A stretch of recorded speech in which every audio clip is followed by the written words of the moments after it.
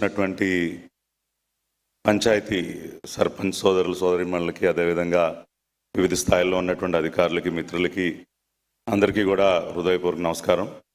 ఈ రోజున ఈ కార్యక్రమానికి ముఖ్య అతిథిగా విచ్చేసినటువంటి ప్రియతమ ఉప ముఖ్యమంత్రి వర్యులు గౌరవనీయులు పవన్ కళ్యాణ్ గారికి, వేదిక మీద ఉన్నటువంటి ఇతర పెద్దలందరికీ కూడా నా హృదయపూర్వక నమస్కారం.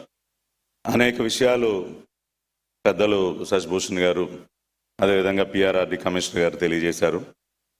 నా వరకు నేను మన రాష్ట్ర ముఖ్యమంత్రి వర్యులు నారా చంద్రబాబు నాయుడు గారు రాష్ట్రంలో ప్రారంభించినటువంటి స్వచ్ఛత ఉద్యమం గురించి క్లుప్తంగా ఒక రెండు మాటలు మాట్లాడదలుచుకున్నాను. 2014-15లో గౌరవ ప్రధాని నరేంద్ర మోడీ గారు దేశవ్యాప్తంగా ప్రారంభించినటువంటి స్వచ్ఛ భారత్ అభియాన్, ఆ తర్వాత కాలంలో రాష్ట్రంలో ఆనాటి ముఖ్యమంత్రిగా ఉన్నటువంటి చంద్రబాబు నాయుడు గారు దానిని ముందుండి అనేక రకాలుగా ముందుకు నడిపించటం, ఈ రోజున మళ్ళీ తిరిగి ఈ రాష్ట్రానికి ముఖ్యమంత్రి అయిన తర్వాత ఉప ముఖ్యమంత్రి వర్యులు పవన్ కళ్యాణ్ గారి సహకారంతో స్వర్ణాంధ్ర స్వచ్ఛాంధ్ర అనే కార్యక్రమాన్ని పెద్ద ఎత్తున ఒక ప్రజా ఉద్యమంలాగా ముందుకు తీసుకెళ్తున్నారు.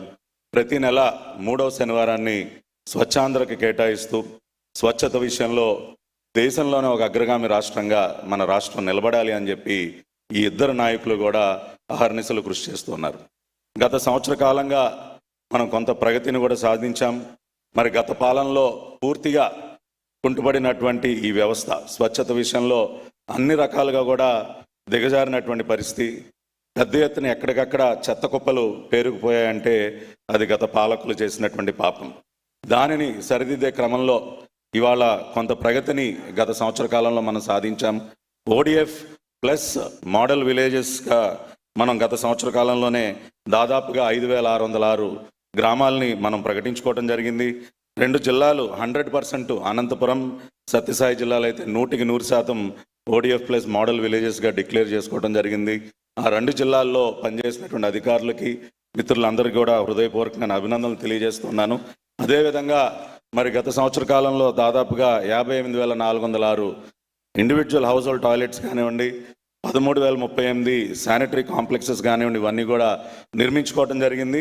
ఈ సంవత్సరం, ఈ ఆర్థిక సంవత్సరంలో 2025-26లో దాదాపుగా 4,58,000 ఇంకా కూడా అదనంగా టాయిలెట్స్ నిర్మాణానికి మనం టార్గెట్ పెట్టుకున్నాం.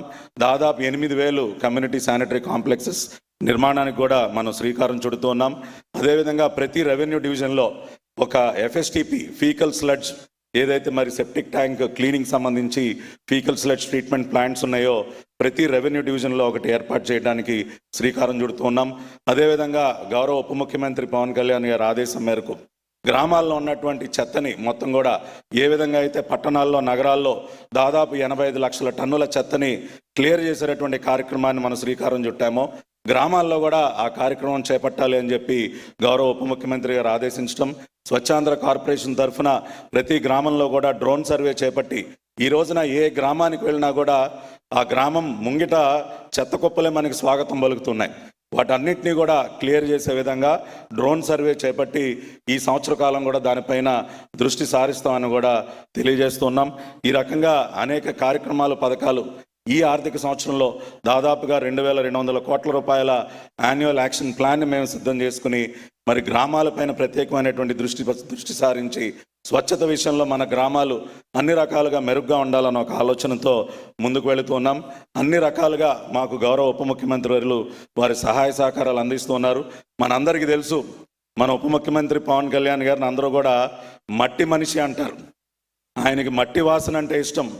ఒక రకంగా మట్టిలో నుంచి పుట్టినటువంటి మాణిక్యం మన పవన్ కళ్యాణ్ గారు. నేను చాలాసార్లు చూస్తూ ఉంటా, ఆయన ఈ నగరాల్లో, పట్టణాల్లో ఈ కాంక్రీట్ జంగిల్స్ మధ్య తిరిగిన దానికంటే గ్రామాలకు వెళ్ళినప్పుడు, గిరిజన ప్రాంతానికి వెళ్ళినప్పుడు ఆయన ముఖంలో ఆనందం కానీ, ఆ తేజస్సు కానీ ఇంకా 2 ఇంతలు ఎక్కువగా ఉంటుంది. అంటే ఆ వాతావరణం, ఆ పచ్చదనం, ఆ పల్లెలన్నా కూడా పవన్ కళ్యాణ్ గారికి ఎంతో ప్రేమ. అటువంటి వ్యక్తి సారథ్యంలో ఈ రోజున పంచాయతీరాజ్ గ్రామీణాభివృద్ధి శాఖ నడవటం అనేది నిజంగా కూడా మా అదృష్టం. ఆయన సారథ్యంలో స్వచ్ఛాంధ్ర కార్పొరేషన్ కూడా గ్రామాల్లో పెద్ద ఎత్తున ఈ కార్యక్రమాలన్నీ కూడా చేపట్టి స్వచ్ఛత విషయంలో అన్ని రకాలుగా కూడా వాటిని అగ్రగామిగా నిలుపుతామని చెప్పి తెలియజేస్తూ మరొకసారి నాకు ఈ అవకాశం ఇచ్చినందుకు పెద్దలందరికీ ధన్యవాదాలు తెలియజేసుకుంటూ సెలవు తీసుకుంటున్నాను. జై హింద్.